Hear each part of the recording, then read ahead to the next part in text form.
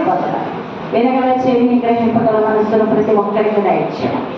యేసు క్రీస్తు నామమును బట్టి అడిగి వేడుకొనుచున్నాము తండ్రి, ఆమేన్.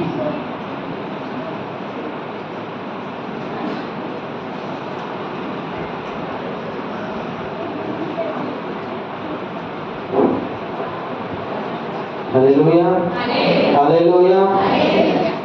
దేవుడు కలిసిన వారం నుండి ఎవరి వరకు మనం రక్షించుకొని మంచి ఆరోగ్యం ఇచ్చిన దేవుడికి మరొకసారి చదువుకుంటాం. హల్లెలూయా, హల్లెలూయా.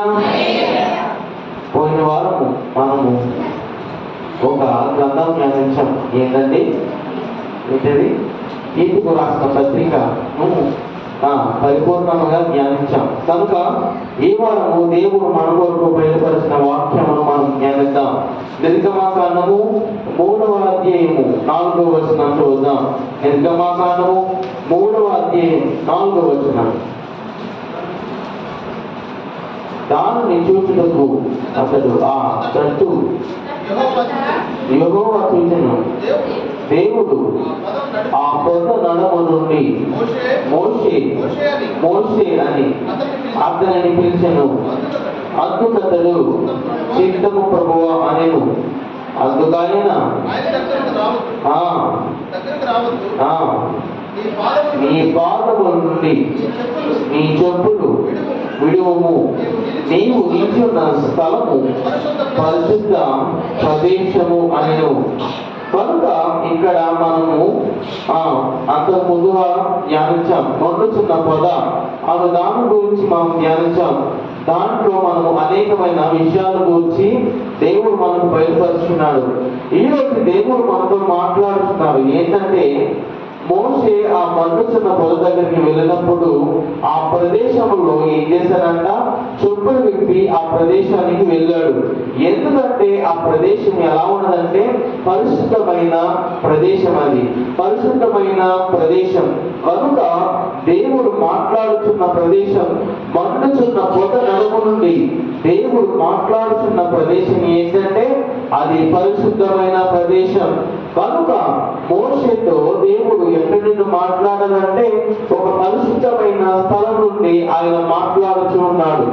ఈరోజు కూడా పరిశుద్ధమైన స్థలం నుండి ఆయన మీతో మాట్లాడుతున్నాడు. కనుక పరిశుద్ధమైన ప్రదేశంలో ఆయన మాట్లాడతారు. అక్కడ పరిశుద్ధమైన ప్రదేశం కనుక ఆ యొక్క మండుచున్న పొద ద్వారా దేవుడు మాట్లాడుతూ వచ్చారన్నమాట మోషేతో.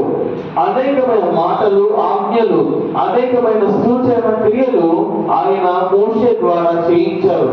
ఎక్కడంటే ఆ మండుచున్న పొద ద్వారా ఆయన మాట్లాడి మోషేతో అనేకమైన గొప్ప కార్యాలు చేయిస్తూ వచ్చారు. కనుక దేవుడు ఎక్కడ మాట్లాడతారంటే, దేవుడు మనతో ఎక్కడ సంభాషిస్తారంటే, దేవుడితో మనం ఎక్కడ ఒక రిలేషన్ అంటే సంబంధం కలిగి ఉంటారంటే పరిశుద్ధమైన ప్రదేశంలో. అక్కడ దేవుడికి మనకు ఒక సంబంధం కలిగి ఉంటుంది. ఆ యొక్క పరిశుద్ధమైన స్థలం ఏముందంటే దేవుని యొక్క మందిరం. దేవుని యొక్క మందిరంలో ఏముంటదంటే బలిపీఠం ఉన్నది. కనుక బలిపీఠం దగ్గర మనము ఆయనతో సంభాషించినప్పుడు, బలిపీఠం దగ్గర మనము ఆయనతో గోజాడినప్పుడు, బలిపీఠం దగ్గర మనము ఆయనకు ప్రార్థన చేసినప్పుడు ఆయన మనకు జవాబిస్తాడు. మనకు 1వ రాజుల గ్రంథంలో 18వ అధ్యాయంలో చూస్తే ఇక్కడ ఏలియాతో దేవుడు మాట్లాడుతున్నాడు. అదే 1వ రాజుల గ్రంథము 18వ అధ్యాయము 30వ వచనం చూస్తే అక్కడ ఏలియా ఈ రీతిగా చేస్తాడు. చూద్దాం ఒకసారి. అప్పుడు ఏలియా జనులందరితో చెప్పగా అతని దగ్గరకు వచ్చి కింద పడిపోయిన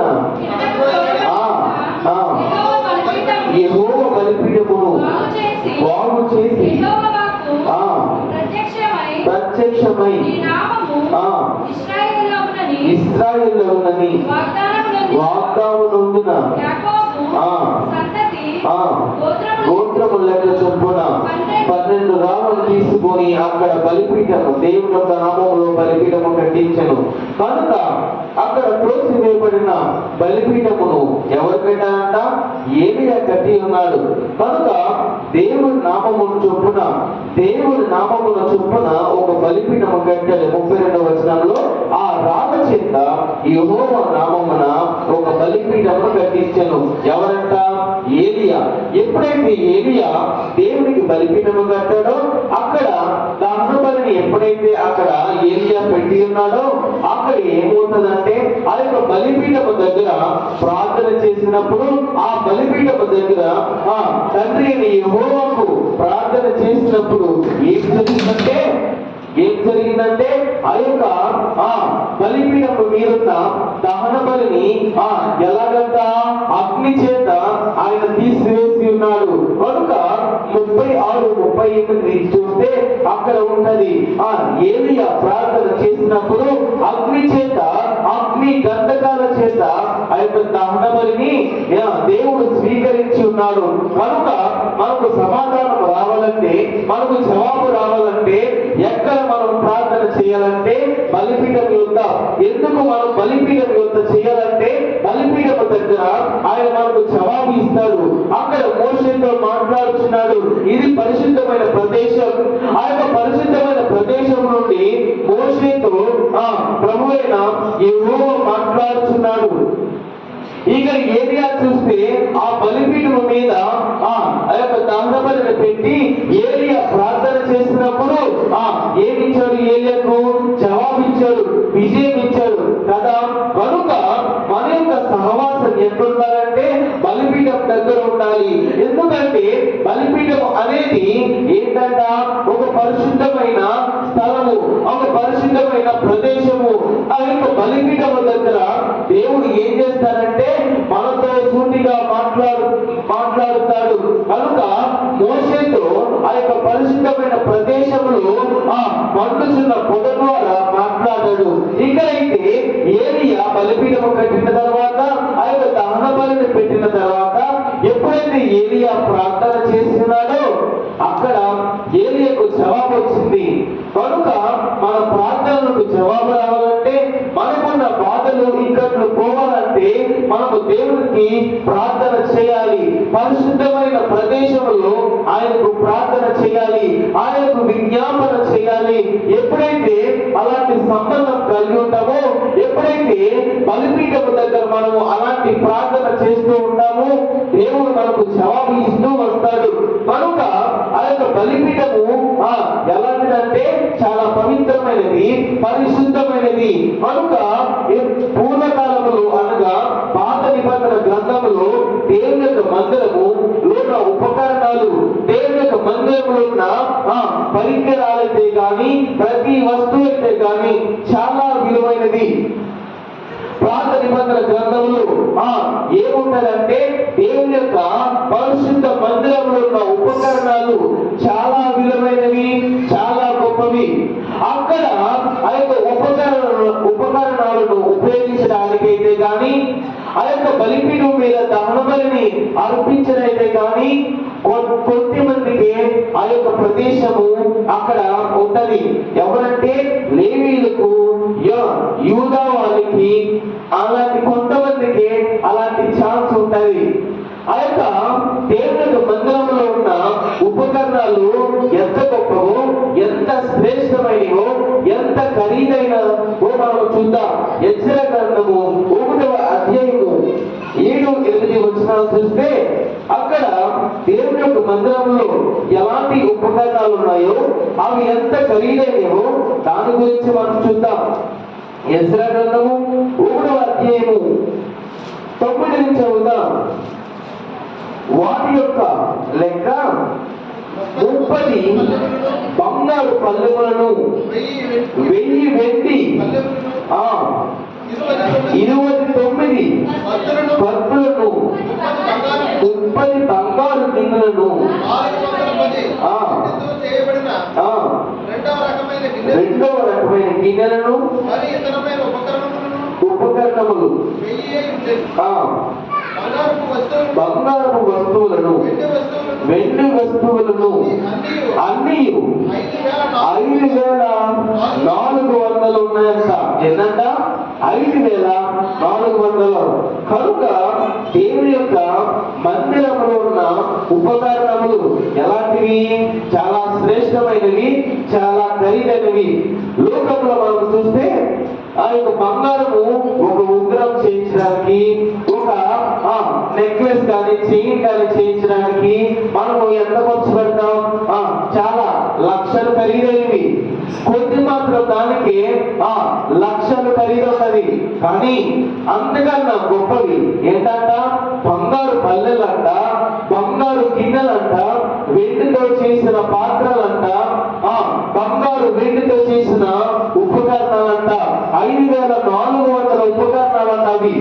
అవి యెరూషలేములో ఉన్న మందిరము యొక్క ఉపకరణాలు అన్ని ఉన్నాయి. కనుక దేవుని మందిరంలో ఉన్న ఉపకరణాలు శ్రేష్టమైనవి. ఆ యొక్క మందిరంలో ఉన్న ఉపకరణాలు అనేకమైనవి, ఖరీదైనవి. కనుక ఈ యొక్క ఉపకరణాలు కాకుండా ఇంకా కొన్ని ఉపకరణాలు ఉంటాయి. దేవుని యొక్క మందిరంలో కొన్ని ఉపకరణాలు ఉంటాయి. అవి ఏంటంటే, వారి వస్తువు ఏంటంటే ఇత్తడి పాత్ర. ఆ ఇత్తడి పాత్రలో నీరు ఉంటుందంట. ఇత్తడి పాత్రలో చేతులు కాళ్ళు కడుక్కుంటారంట.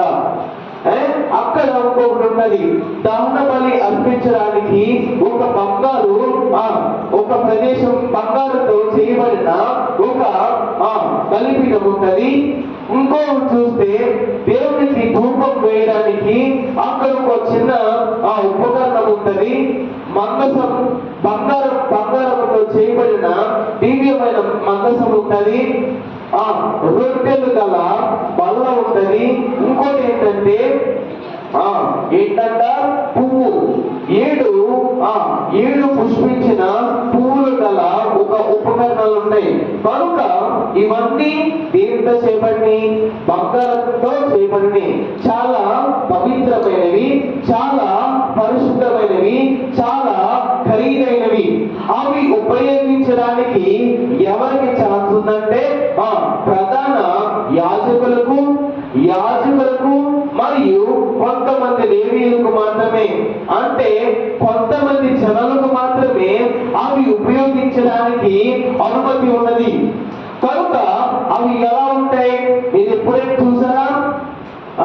ఇత్తడి గల పాత్రను చూసారా? మరియు దహన బలి ఉన్న బలిపీఠమును చూసి ఉన్నారా? దేవుని యొక్క మందిరం యొక్క నమూనాను చూసి ఉన్నారా? చూద్దాం. ఇదిగోండి, ఇక్కడ ఒక బొమ్మ కింద ఉన్న చూడండి. ఇదిగోండి, ఇది దేవుని యొక్క మందిరం పాత నిబంధన గ్రంథంలో అప్పుడు ఒక నమూనా. ఇది ఏంటంట? పైకొస్తాం. ఏంటంట? ఇది ఇత్తడి గల పాత్ర, ఇత్తడి పాత్ర. దీనిలో ఏమున్నాయి? నీరు ఉంటది. ఎందుకు? చేతులు కాళ్ళు కడుక్కుంటారు. అంటే లోనికి వెళ్ళాలంటే ఆ యొక్క యాజకులు పరిశుద్ధపరచుకుని శుభ్రపరచుకుని లోనికి వెళ్ళాలి. కాబట్టి అక్కడ శుభ్రపరచుకుంటారు. ఇది బంగారంతో పొదగబడిన ఏంటంటే బలిపీఠం మీద అగ్ని ఉన్నది. అక్కడ దహన బలులు అర్పిస్తూ వస్తారు.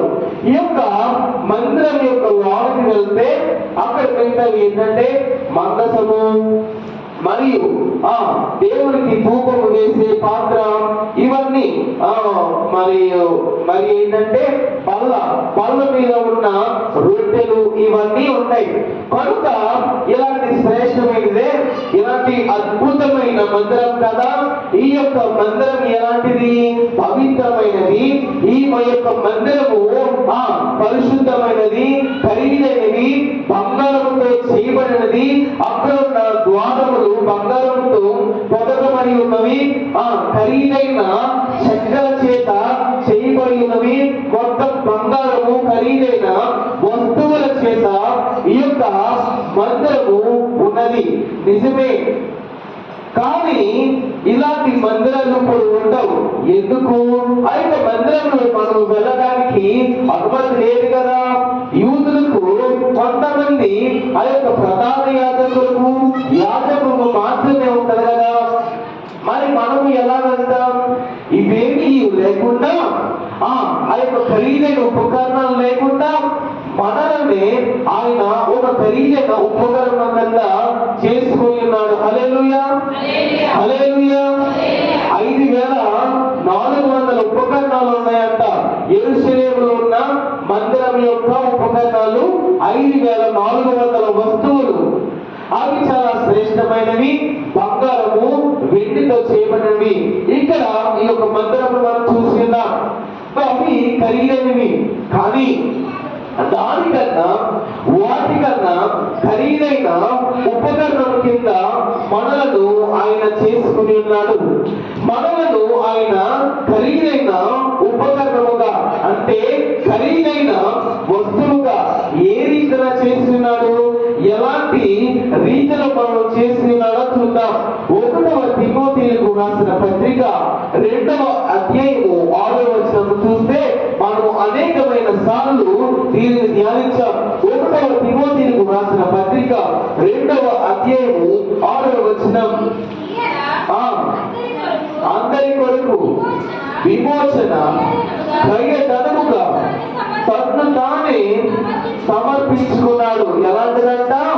ఈయన మన కొరకు తన్ను తానే క్రయధనముగా, అంటే తన సజీవముగా మన కొరకు, మనల్ని రక్షించడానికి కొరకు వీటికన్నా మందిరంలో ఉన్న శ్రేష్టమైన ఉపకరణాల కన్నా మరి ఎక్కువ శ్రేష్టముగా మనలను చేసుకోవడానికి ఆయన ఏం చేశారంటే ఆయన తను తానే క్రయధనముగా సమర్పించుకున్నాడు.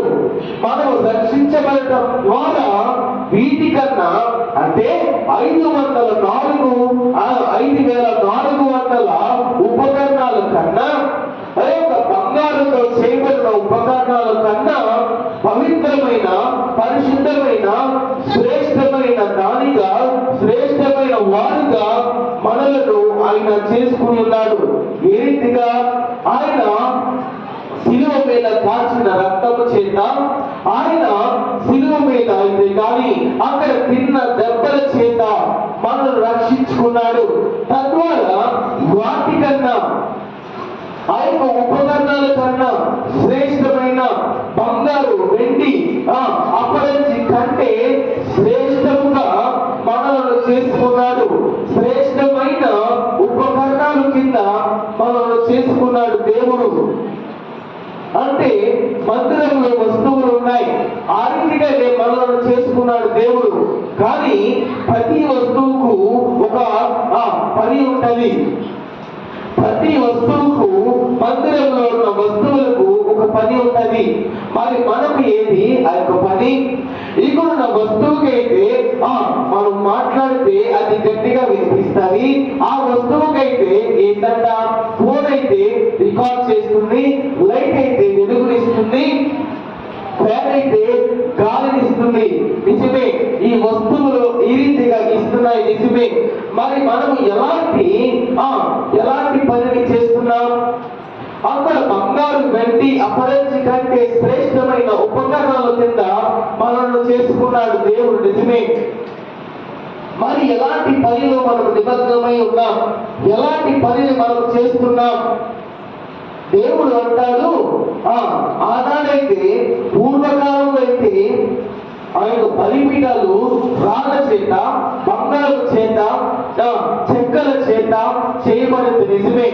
కానీ ఇప్పుడైతే నేను విమోచన క్రయధనముగా నన్ను నేను అర్పించుకున్న తరువాత మిమ్మల్ని ఉపకరణాల కింద చేసుకున్నాను కదా.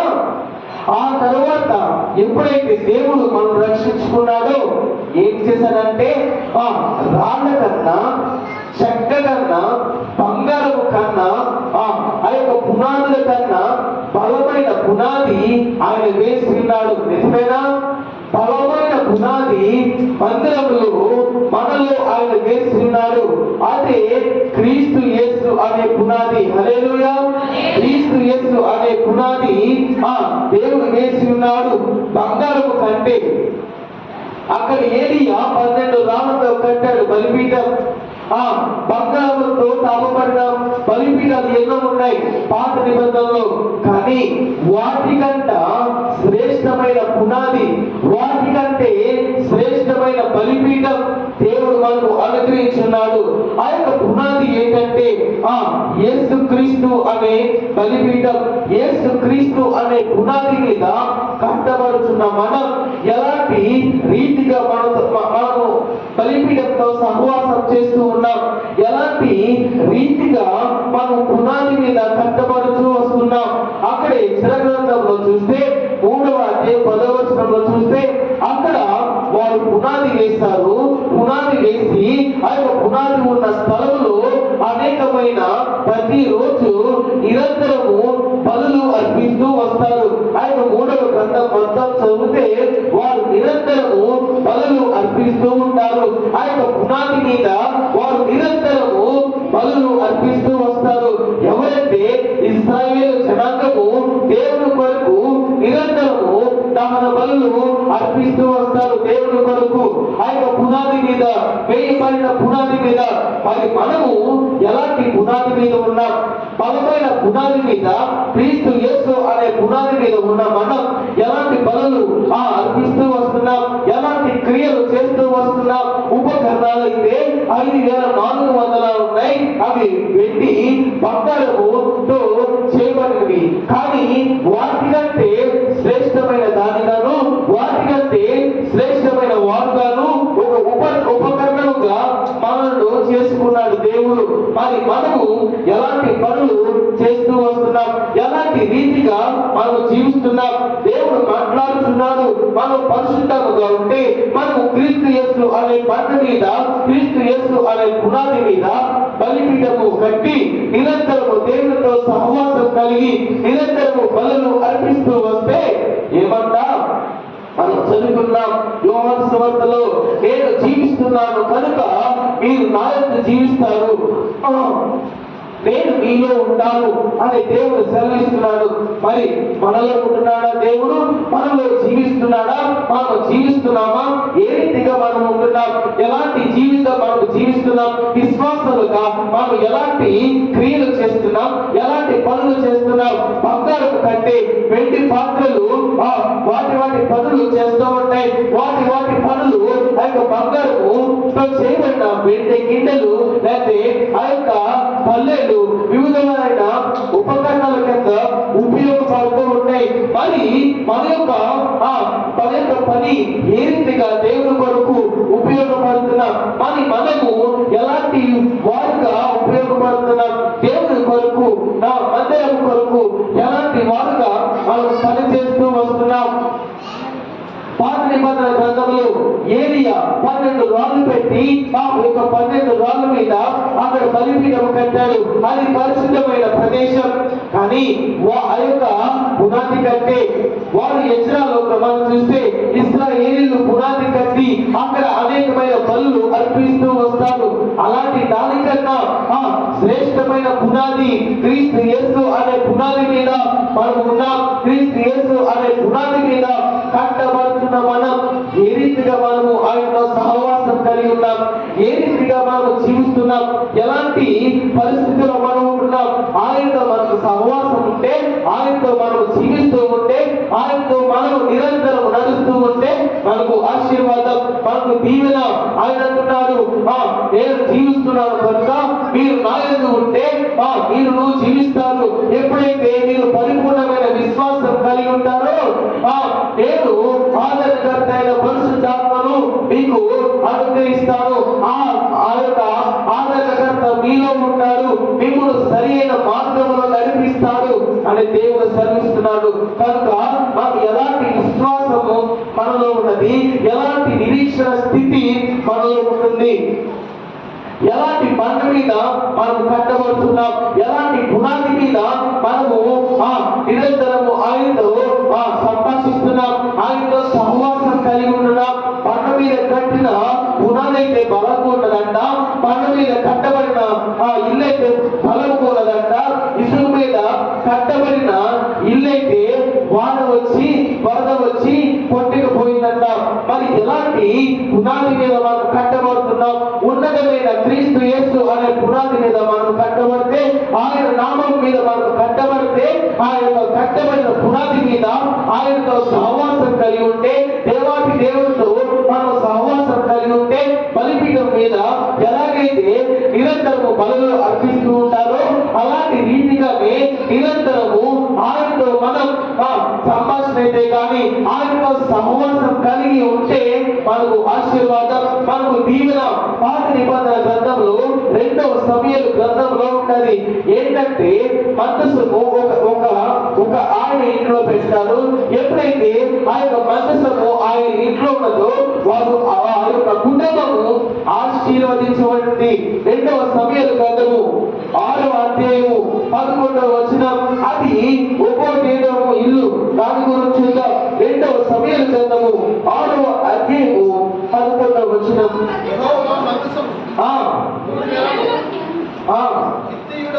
గిత్తీయుడకు ఉభయదేవుడు ఇంట్లో ఉభయదేవుడు అతనింటి వారిని అందరినీ ఆశీర్వదించిన. హల్లెలూయా, హల్లెలూయా. మందసము ఉభయదేవుడు ఇంట్లో ఉన్నదంట. ఎప్పుడైతే ఉభయదేవుని ఇంట్లో ఆ యొక్క మందసం ఉన్నదో ఉభయదేవుడు ఆశీర్వదించబడటమే కాకుండా అతని ఇంటి వారందరూ ఆశీర్వదించబడ్డారంట.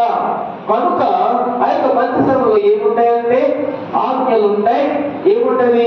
చిగురించిన కర్ర ఉంటది, మన్నా గల పాత్ర ఉంటది. అనగా ప్రతి ఇంట్లో ఏముండాలంటే దేవుడి యొక్క వాక్యం ఉండాలి, దేవుడు మన కొరకు బయలుపరిచిన ఆజ్ఞలు ఉండాలి. నిరంతరము విశ్వాసములో ఎదుగుతున్న ప్రక్రియ మన కుటుంబంలో ఉండాలి. నిరంతరము విశ్వాసములో ఎదుగుతున్నామా? మనం విశ్వాసము కలిగి ఉన్నామా? వాక్యము మన కుటుంబంలో ఉంటుందా? ఇవి మన కుటుంబంలో ఉంటే ఆశీర్వాదం కలుగుతుంది. ఉభయదేవుడు దీవించాడు దేవుడు, మరి మనల్ని కూడా దీవించాలి కదా. ఉభయదేవుడు కుటుంబమును దేవుడు దీవించాడు, ఇంటి వారందరినీ దేవుడు దీవించాడు. మరి మనలను ఆయన దీవించాలి కదా. మన కుటుంబం ఆశీర్వదించబడాలి కదా. మరి మన కుటుంబం ఆశీర్వదించబడాలంటే, మన కుటుంబం అభివృద్ధి కలిగి ఉండాలంటే ఎలా ఉండాలి? ఉభయదేవుడంట ఆ యొక్క మందసమును పరిశుద్ధంగా చూచాడంట, చాలా శ్రద్ధ కలిగి చూచాడంట. కనుక శ్రద్ధ కలిగి దేవుని వాక్యమును మన హృదయాల్లో ఉంచుకొని మరియు విశ్వాసంలో పరిశుద్ధముగా ఎదుగుతే, మరియు మన్నా గల పాత్ర ఎలాగైతే ఆహారం ఇస్తుందో ఆ రీతిగా వాక్యమును మనం స్వీకరిస్తే, ఆజ్ఞలను గైకొంటే, ఆజ్ఞలను పాటిస్తే మన కుటుంబం కూడా ఆశీర్వదించబడుతుంది. కనుక ఉభయదేవుడు దేవుడు దీవించేశాడు. ఎందుకంటే చాలా శ్రద్ధగా, చాలా పరిశుద్ధముగా ఆ యొక్క మందసమును ఆయన చూసి ఉన్నాడు. కనుక ఉభయదేవుడు ఇల్లు ఆశీర్వదించబడింది. మరి మన ఇల్లు కూడా ఆశీర్వదించబడాలి. మందసము ద్వారా దేవుడు మాట్లాడతాడు ప్రధాన యాజకులతో. మనం ముందు చూసాం ఎలాగంట మోషేతో పరిశుద్ధమైన ప్రదేశం ద్వారా దేవుడు మాట్లాడతాడు. రెండవదిగా ఏలియా బలిపీఠం కట్టాడు. ఆ ఏలియా బలిపీఠం ద్వారా దేవుడు మాట్లాడి ఉన్నాడు. ఆ తర్వాత ఇక్కడ ఉభయదేవుడు దేవుడు ఆశీర్వదించాడు. 3 ప్రక్రియలు కూడా ఏంటి, ఎలాంటి స్థితిలో ఉన్నాయి? పరిశుద్ధమైన ప్రదేశాలు, పరిశుద్ధంగా వారు చూసి ఉన్నారు. కనుక మోషే నాయకుడయ్యాడు, ఏలియా ప్రవక్త అయ్యాడు, ఉభయదేవుడు ఆశీర్వదించబడ్డాడు. మరి మనం కూడా దీవించబడాలి. మనము కూడా దినదినము అభివృద్ధి కలిగి ఉండాలి. దినదినము ఆయనలో ఎదగాలి. ఎప్పుడైతే ఆ రీతిగా ఉంటామో మనము అందరము ఆశీర్వదించబడతాం. మోషే నాయకుడు అయ్యాడు, ఏలియా ప్రవక్త అయ్యాడు, ఉభయదేవుడు ఆశీర్వదించబడ్డాడు. ఎందుకు? వారు దేవుడిని పరిశుద్ధంగా చూశారు కనుక, వారు దేవుడిని సరైన క్రమంలో ఆచరించారు కనుక మోషే నాయకుడు అయిపోయాడు. ఎప్పుడంటే ఆ యొక్క పరిశుద్ధమైన ప్రదేశంలో తన పాదాలకు ఉన్న రక్షణను తీసివేసి, తన చెప్పులను తీసివేసి పరిశుద్ధమైన ప్రదేశానికి వచ్చి ఆయన దేవునితో సంభాషించినప్పుడు ఆయన నాయకుడయ్యాడు. ఏలియా ఎప్పుడైతే ఆ యొక్క బలిపీఠం దగ్గర ప్రార్థన చేశాడో, ఏలియా ఎప్పుడైతే దేవునితో ఒక సహవాసం కలిగి ఉన్నాడో, అతను ఒక బలమైన ప్రవక్తగాను, బలమైన బలమైన దేవుని యొక్క విశ్వాసగాను ఆయన మారాడు. ఆ తర్వాత ఒబేదేదోము ఆయన గిత్తీయుడే నిజమే, ఆయన వేరే వాడే నిజమే, కానీ గిత్తీయుడైన ఒబేదేదోముకు ఇంట్లోనికి వచ్చిన మందసమును ఆయన పరిశుద్ధపరిచి ఆయన చూశాడు కనుక ఒబేదేదోము ఆశీర్వదించబడ్డాడు. మనం కూడా ఆ రీతిగా ఆశీర్వదించబడాలి. మనలను ఏ రీతిగా చేసుకున్నాడు దేవుడు? బంగారము వెండి ఉపకరణాలు కంటే గొప్ప ఉపకరణాల కింద మనలను ఆయన తయారు చేసుకున్నాడు. ఆయన ఉపకరణాలు శ్రేష్టమైన వాటి కంటే మనలను శ్రేష్టమైన వాటి కింద చేసుకున్నాడు దేవుడు. మరి మనం కూడా ఆశీర్వదించబడాలి కదా, మనం కూడా దీవించబడాలి కదా. రాళ్ళ చేత చెక్కల చేత కట్టబడిన బలిపీఠము కంటే, కట్టబడిన పునాది కంటే బలమైన క్రీస్తు యేసు రాయ అనే బండ మీద, అనే పునాది మీద కట్టబడుతున్న మనం ఇంకా బలముగా ఉండాలి కదా, ఇంకా ఆశీర్వదించబడాలి కదా. మరి ఎందుకంటే మనలో ఇంకా పాత స్వభావం పోవట్లేదు, ఇంకా నవీనత పొందట్లేదు. కనుక మనం నవీనత పొంది, అంటే పరిశుద్ధతలో విశ్వాసంలో అనేకమైన క్రియలు చేస్తూ ఉంటూ, నిజమే మనం క్రీస్తు యేసు అనే బండ మీద కట్టబడుచు ఉన్నాం, ఒక పరిశుద్ధమైన బండ మీద పునాది మీద కట్టబడుతున్నాం అని గ్రహించి మనం మార్పు చెందితే మనకు ఆశీర్వాదం, మనకు మేలు. ఒబేదేదోము దీవించాడు, అతని ఇంటి వారిని దీవించాడు, మోషేను నాయకుడిగా చేసుకున్నాడు. అనేక మంది 70,000 మంది ఇశ్రాయేలు జనాంగాన్ని నడిపించాడు మోషే. ఏలియా ఒక గొప్ప ప్రవక్త, అనేక మంది రాజులను ఎదిరించి దేవుని నామమును హెచ్చింపచేశాడు. ఎవరు? ఏలియా. మరి ఆ రీతిగా మనము ఉన్నతమైన స్థానములు హెచ్చించబడాలి కదా. మనము ఆ రీతిగా ఉంటున్నామా? ఆ రీతిగా మనము జీవిస్తున్నామా? ఆ రీతిగా మనము ఉంటే మనకు ఆశీర్వాదం. చివరిగా యోహాను సువార్త 14వ అధ్యాయము 16, 17 ఎప్పుడైతే ఒబేదేదోము ఇంటికి మందసము వచ్చిందో అతను ఆశీర్వదించబడ్డాడు.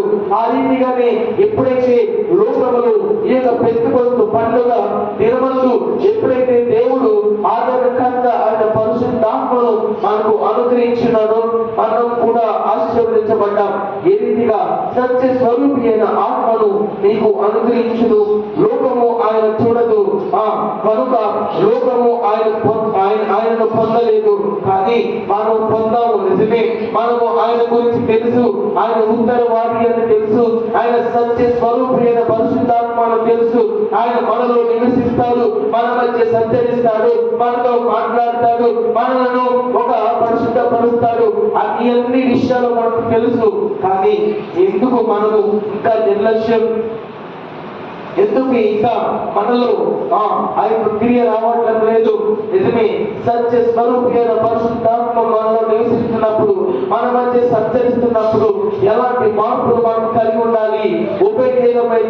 ఒబేదేదోము ఇంట్లోకి మందసం వచ్చిన తర్వాత చాలా శ్రేష్టముగా చూశాడు, చాలా పరిశుద్ధముగా ఉన్నాడు కనుక ఆశీర్వదించబడ్డాడు. ఆ రీతిగానే దేవుడు పరిశుద్ధమైన ఈ యొక్క పెంతెకొస్తు పండుగ దినమురోజు సత్య స్వరూపేను పరిశుద్ధాత్మను అనుగ్రహించున్నాడు. ఆ రీతిగానే ఎప్పుడైతే ఈ యొక్క పరిశుద్ధాత్మ ఉన్నదో దాన్ని మనం స్వీకరించాలంటే ఒబేదేదోము ఎలాగైతే పరిశుద్ధంగా జీవించున్నాడో, పరిశుద్ధంగా దేవుని యొక్క మందసము వాక్యమును ఎలాగైతే అనుసరించున్నాడో, ఆ యొక్క మందసంలో ఉన్న మన్నా గల పాత్రను ఎలాగైతే చూస్తున్నాడో, ఆ యొక్క చిగురు కథను ఏ రీతిగా అయితే పరిశుద్ధంగా చూసి ఉన్నాడో ఆ రీతిగానే మనము ఉంటే మనము ఆశీర్వదించబడతాం. ఆ యొక్క కర్ర, చిగురించిన కర్ర అంటే విశ్వాసం. పరిశుద్ధంగా మనం విశ్వాసంలో ఎదగాలి. మన్నా గల పాత్ర అంటే మన్నా గల పాత్ర జీవము, ఆహారము.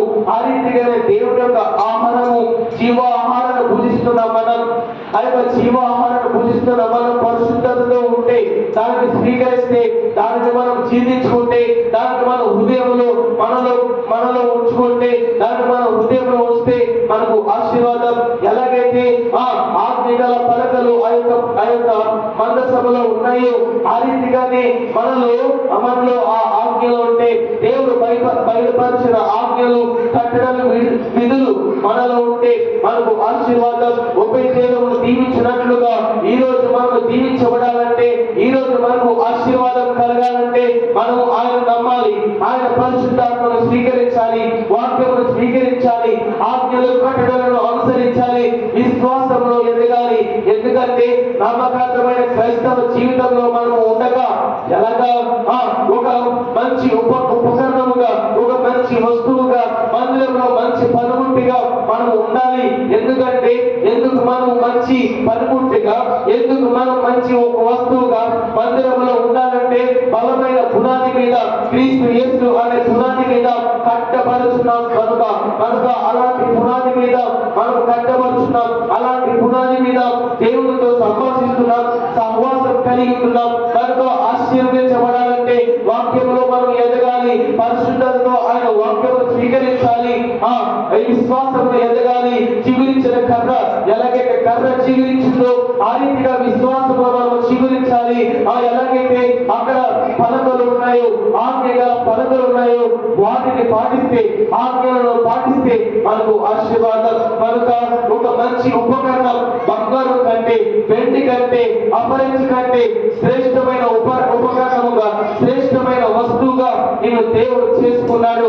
ఆయన తను తానే ఖరీదముగా సమర్పించుకొని మనం చేసుకున్నాడు. కనుక అలాంటి ఒక మంచి ఉపకరణం కింద, మంచి వస్తువుగా మనం ఎలాంటి అభివృద్ధి కావాలి, మంచిగా అభివృద్ధి పొందాలి, మంచిగా జీవించాలి, విశ్వాసంలో ఎదగాలి.